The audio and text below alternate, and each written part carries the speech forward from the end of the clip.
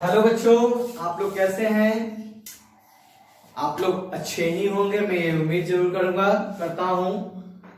बच्चों, आप लोग को शायद याद हो, हमने आपसे पिछले क्लास में बेटा थेल्स के प्रमेय और थेल्स के विलोम का जो प्रमेय था बेटा, उसका हमने जिक्र किया था, है ना। तो थेल्स के प्रमेय में बेटा हमने बात की थी कि किसी त्रिभुज में किसी भुजा के समानांतर अगर कोई रेखा खींची जाती है तो उनके कटान बिंदु जो त्रिभुज की अन्य दो भुजाओं को जिन दो बिंदुओं पर काटती हैं वो आपस में समानुपाती होता है। ये था बेटा थेल्स का प्रमेय। और थेल्स के विलोम में बेटा हम लोगों ने पढ़ा था कि यदि भुजा का अनुपात है वो बराबर है, यानी वो समानुपाती है, तो जो रेखा है वो समानांतर होगी। ठीक है, तो उसी दो थ्योरम के बेसिस पर और बेटा कुछ एक उपप्रमेय है, उसके आधार पर उपप्रमेय का सत्यापन नहीं करेंगे हम लोग, उसके कंटेंट को बस जान लेते हैं वो क्या कहना चाहता है और उसके आधार पे हम लोग अपने अपने कुछ क्वेश्चंस को सॉल्व करेंगे। ठीक है, तो उपप्रमेय जो बेटा देखो क्या कहता है। उपप्रमेय जैसे ये त्रिभुज है बेटा, मान लिया एक त्रिभुज है बेटा जिसका नाम है एबीसी। एबीसी एक त्रिभुज है जिसकी आंतरिक कोण का अगर हम समविभाजन करते हैं बेटा, आंतरिक कोण को यानी इस कोण को दो बराबर भागों में बांट देते हैं, ये कोण और ये कोण बराबर अगर कर देते हैं, मान लीजिए ये एम हो गया बेटा। ठीक है, तो ये जो भुजा का अनुपात होगा बेटा, यानी ए बी बट्टा AC बराबर हो जाएगा बेटा BM बाई MC। यानी कहने का मतलब किसी भी त्रिभुज में आंतरिक कोण अगर यहां पर समद्विभाजित हो गए, दो बराबर भाग में बंट जाए, तो वह जो कोण बनता है, जिस भुजा से जो कोण बनता है उसका अनुपात इस भुजा को जहां पे ये काटा इसके अनुपात के आपस में इक्वल होता है। ये रहा बेटा आपका एक उपप्रमेय जो हमको थेल्स के विलोम के बाद पढ़ना है। अब हम लोग बेटा कुछ क्वेश्चंस को हम लोग देखेंगे जो हमारे बोर्ड के एग्जाम के बेसिस के आधार पर कंपलसरी है और हम उम्मीद भी करेंगे कि आप लोग उस क्वेश्चंस को जरूर बनाइए। तो बस हमको तीन चीज ध्यान रखना है कि हमने पहला पढ़ा है थेल्स का थ्योरम, दूसरा थेल्स का विलोम और तीसरा ये उपप्रमेय का रिलेशन। इस तीन को ध्यान में रखते हम लोग कुछ क्वेश्चंस को डील करेंगे। ठीक है बेटा, तो चलिए हम लोग क्वेश्चंस पे आते हैं। तो क्वेश्चंस हम लोग बेटा जानेंगे कि सबसे पहला क्वेश्चन अगर हम लोग देखते हैं बेटा, तो क्वेश्चन मेरा कह रहा है कि सिद्ध करें कि समलंब चतुर्भुज के विकर्ण एक दूसरे को समान अनुपात में बांटते हैं। समलंब चतुर्भुज के क्वेश्चन है बेटा, समलंब चतुर्भुज के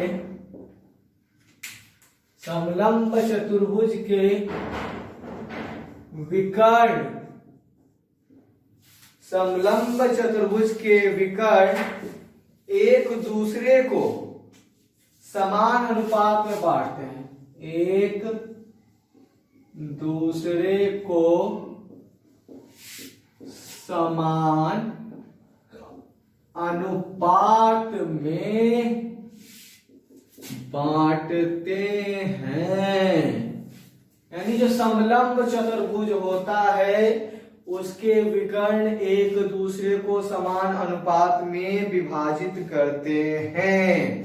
ठीक है, तो पहले हम लोग समलंब चतुर्भुज बना लेते हैं।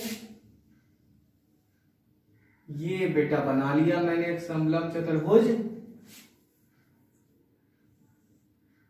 ठीक है, ये नेमिंग कर देते बेटा ABCD। ये हो गया बेटा विकर्ण इसके, और इधर से एक विकर्ण ये हो गया। मान लीजिए बेटा ये दोनों विकर्ण O पे कट गए। ठीक है, तो हमको ये सत्यापित करना है कि इसके जो विकर्ण है बेटा, इनके विकर्णों का अनुपात आपस में बराबर होगा। तो सर्वप्रथम बेटा किसी भी रिलेशन को लिखने के लिए, किसी भी ज्यामितीय प्रूफ को, सत्यापन को करने के लिए, प्रमाण देने के लिए सबसे पहले जो कंटेंट में दिया जाता है उसको हम लोग नोट करते हैं। तो उस हिसाब से यहाँ पे हमने लिखेंगे क्या दिया गया है, क्या दिया गया है कि ABCD एक समलंब चतुर्भुज है जिसमें AC तथा BD उसके विकर्ण हैं,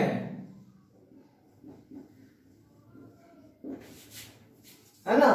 ABCD एक समलंब चतुर्भुज है जिसमें AC और BD उसके दो विकर्ण हैं।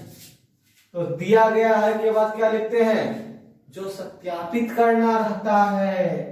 तो क्या सिद्ध करना है बेटा, इसमें सिद्ध करना है कि, क्या सिद्ध करना है कि जो विकर्ण है उसके अनुपात यानी DO, ये रहा बेटा DO, अनुपात का मतलब बट्टा में DO बटा OB बराबर होता है, उधर से लेंगे बेटा तो CO बटा OA, ये सत्यापित करना है, ठीक है। अब बेटा किसी किसी ज्यामितीय प्रमाण के लिए हमको उसमें कुछ रचना करना पड़ता है। तो इसमें एक छोटा सा रचना होगा बेटा, दिया गया सिद्ध करना, उसको क्या लिखते हैं रचना। O से एक समानांतर रेखा, किसके समानांतर रेखा, ये जो बेटा O है, इस O से एक समानांतर रेखा खींचेंगे। किसके समानांतर, ये CD के समानांतर एक रेखा खींच लेते हैं, ठीक है। समानांतर रेखा CD के खींचा जो AD को M पर काटती है, ठीक है। ये यहां पे M पे काट दिया इसको। अब हमने, आप लोग पढ़ चुके हैं, क्या पढ़ चुके हैं, थेल्स का थ्योरम समानांतर के आधार पे ही था कि अगर समानांतर रहता है तो त्रिभुज में भुजाएं समानुपाती होती है। तो रचना के बाद बेटा हम लोग प्रमाण देखते हैं। यदि तो बेटा यहां देखो कि त्रिभुज ADB में, ADB ठीक है, ADB में MO समानांतर AB लिख सकते हैं। कहोगे सर यहां पे आप समानांतर CD को, CD जो रेखा CD है, CD के समानांतर बेटा खींचे हैं कौन, O से एक समानांतर रेखा CD के खींचा जो AD को M पर मिला, यानी क्या हुआ, ये जो OM है, कहोगे सर आपने खींचा OM समानांतर CD, या यहां पे आप लिख दो बेटा अगर आपको कंफ्यूजन है, अर्थात OM समानांतर CD, ठीक है। तो आप बोलोगे सर आपने OM CD के पैरेलल खींचा, CD के समानांतर खींचा, लेकिन आपने यहाँ पे सर OM जो है सर वो AB के समानांतर लिखा, कैसे, तो भाई समलंब चतुर्भुज का कोई एक जोड़ा जो समानांतर भुजा होता है वो आपस में समानांतर होता है। तो यानी ABCD एक समलंब चतुर्भुज ले रहे हैं इसमें ABCD, तो उसमें हम लोग ABCD एक समलंब चतुर्भुज है, यहां पे मेंशन कर लेते हैं, जिसमें AB समानांतर CD, AB किसके समानांतर मान लेते हैं, CD के हैं, AB और CD समानांतर है, और चूंकि O से M CD के समानांतर है रचना के आधार पे, ओ एम सी डी के समानांतर रचना के आधार पे और यहाँ ए बी सी डी के समानांतर दिया गया रिलेशन में है, तो हम लोग ओ एम समानांतर ए बी भी लिख सकते हैं। मतलब ए बी समानांतर है सी डी के और ओ एम है समानांतर सी डी के, तो इसका मतलब ओ एम समानांतर ए बी। ठीक है, तो ए बी डी में यहां पे लिख लो, चूंकि A B parallel C D, इसलिए हम लोग O M parallel A B भी लिख सकते हैं। ठीक है, अब देखते हैं जब ये समानांतर हो गया तो थेल्स का प्रमेय क्या कहता है कि भाई जब समानांतर हो गया तो अनुपात बराबर होगा। तो यानी यहां पे लिख सकते हैं ना, थेल्स प्रमेय से या थेल्स प्रमेय के आधार पर dm बट्टा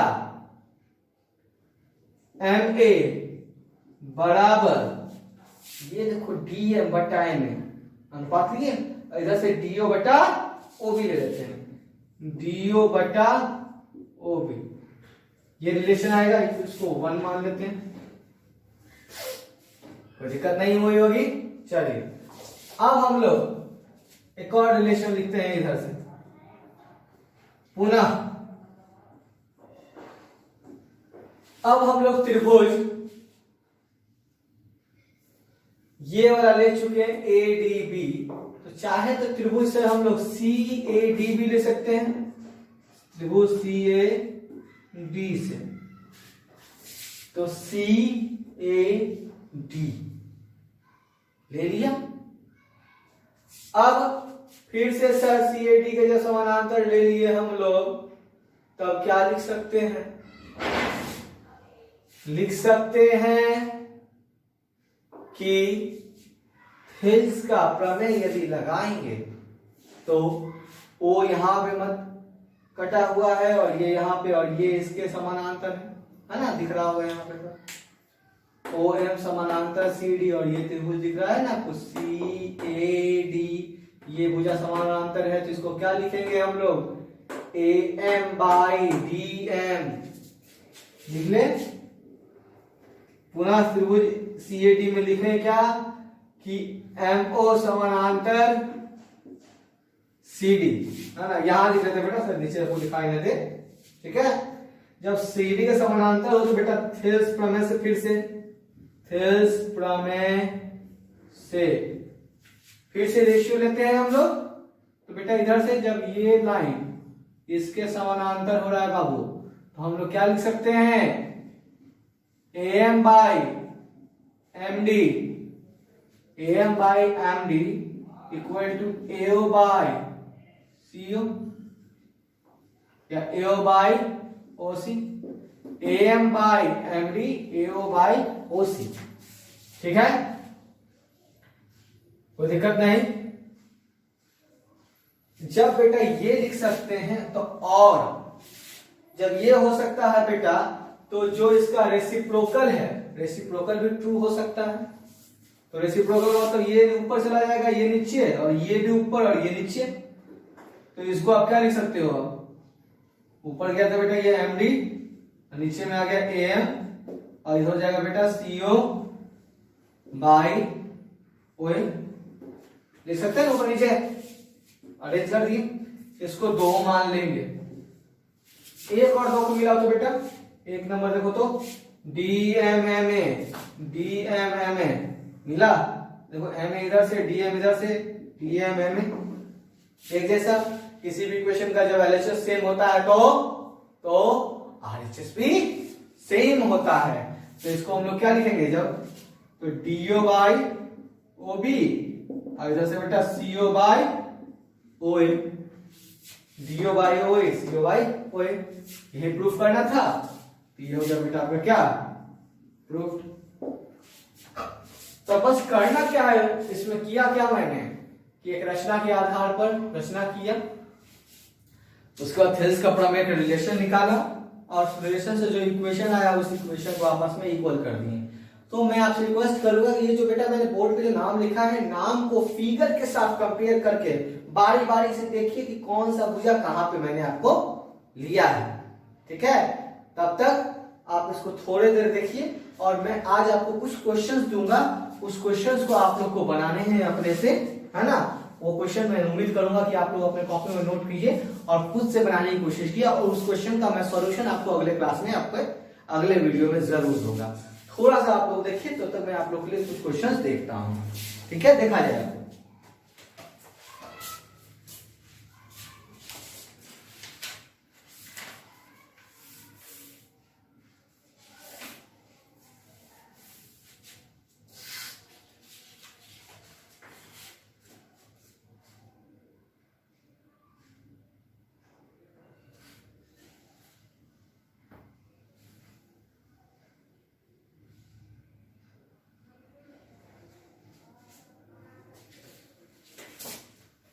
चलिए अब हम लोग आपके लिए कुछ क्वेश्चंस देते हैं।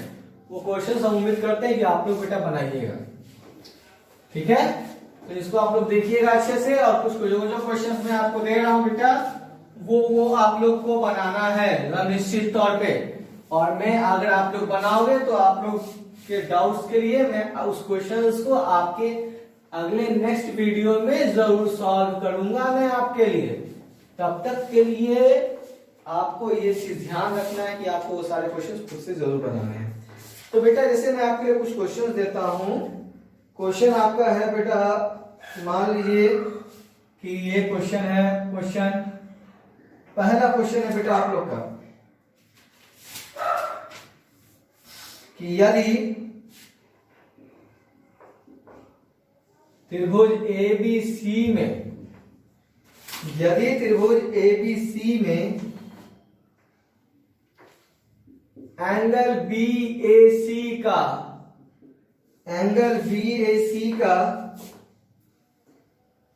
AD एक समद्विभाजक रेखा है।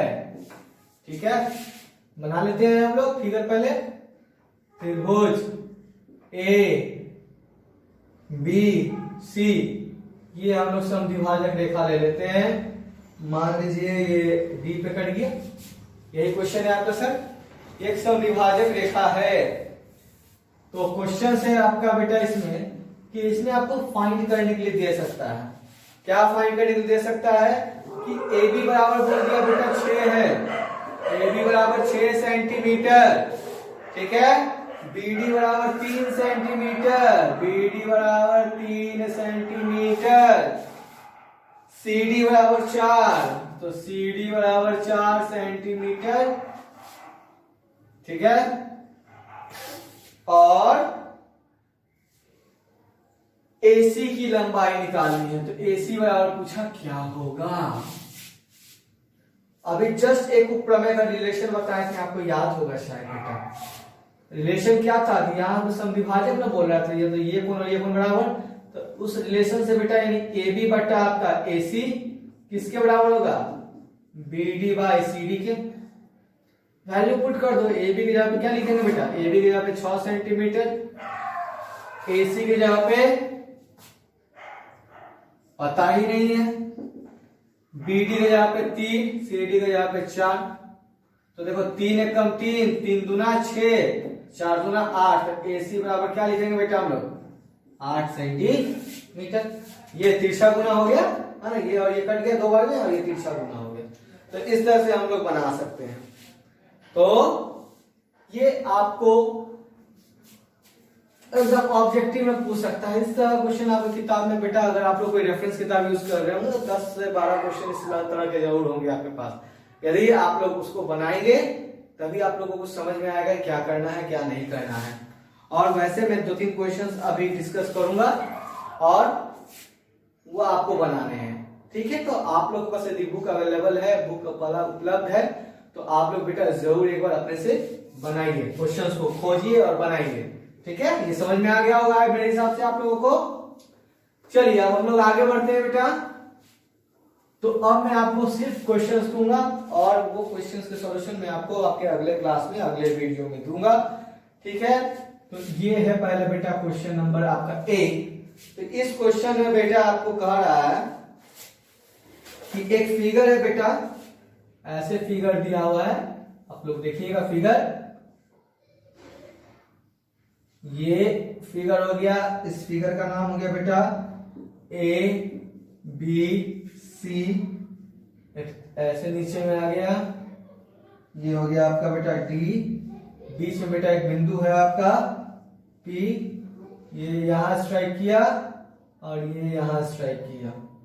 ये बेटा हो गया क्यू और आर। इस क्वेश्चन में बेटा आपको बोला क्या, इसमें आपको कि A Q parallel C B है, A Q parallel C B है और P R parallel C D है, P R parallel C D है। तो आपको प्रूफ करना है, यानी सिद्ध क्या करना है, आपको सिद्ध करना है कि A R Guna A B बराबर ए क्यू गुना ए डी। ये आपको बेटा सिद्ध करना है। मतलब कि इस कंटेंट का ये जो फिगर है, उस फिगर का ये जो पोर्शन है, ये आपको फिगर के बारे में इतना बताया हुआ है और आपको ये जो पोर्शन है बेटा, ये आपको प्रूफ करना है। समझ गए होंगे आप लोग, है ना। तो ये बेटा आपका क्वेश्चन नंबर 1 रहा। एक और क्वेश्चन मैं आपको बेटा देना चाहूंगा कि मान लीजिए क्वेश्चन मैं आपको और दे रहा हूं बेटा। क्वेश्चन आपका इस प्रकार है कि एक फिगर आपका एक त्रिभुज दिया हुआ है बेटा इस तरह से, ठीक है। नाम है आपका बेटा C A B E D F, ये ऐसे मिला हुआ है। ये हो गया बेटा, ये फिगर आपका हो गया। इस फिगर में बेटा आपको क्या क्या दिया हुआ है देखो। इसमें बोला आपका कि डीई पैरेलल दिया है एबी के, एबी के समानांतर है डीई, और जो एफई है बेटा वो समानांतर है आपके डीबी के। यानी ये जो पोर्शन है बेटा आपको दिया हुआ है, तो आपको सिद्ध करना है। क्या सिद्ध करना है कि डीसी स्क्वायर बराबर सी एफ इंटू ए सी, सी एफ इंटू ए सी, ये आपको सिद्ध करना है। डीसी स्क्वायर बराबर सी एफ गुना ए सी होगा। इस रिलेशन को आपको इस फिगर में लाना है। तो ये 2 क्वेश्चंस बेटा मैं आपको वर्क के लिए दे रहा हूं, बाकी आपके पास किताब अवेलेबल जरूर होगा। तो आपको करना ये है कि उन सारे क्वेश्चंस को आपको देखना है, और उसके बावजूद भी आपको कहीं पे कहीं दिक्कत आती है तो मैंने आपको अपना नंबर बताया हुआ है। आप मेरे नंबर पर अपना क्वेश्चन को व्हाट्सएप करके 1 बजे से 3 बजे के बीच में कभी भी दरियाफ्त कर सकते हैं, पूछ सकते हैं।